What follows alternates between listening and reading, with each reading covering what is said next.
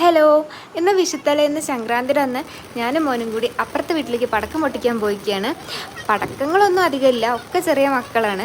അത് കാരണം ലൈറ്റിംഗ് സാധനങ്ങളാണ് ഉള്ളത് കൂടുതൽ.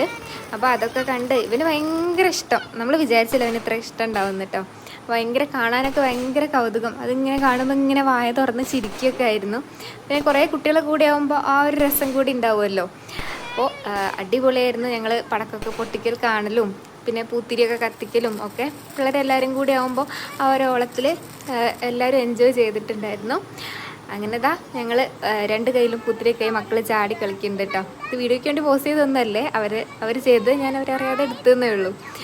അങ്ങനെതാ ഞങ്ങൾ ഇവന് കണ്ടില്ലേ ചിരിക്കുന്നത് തോജുമോൻ.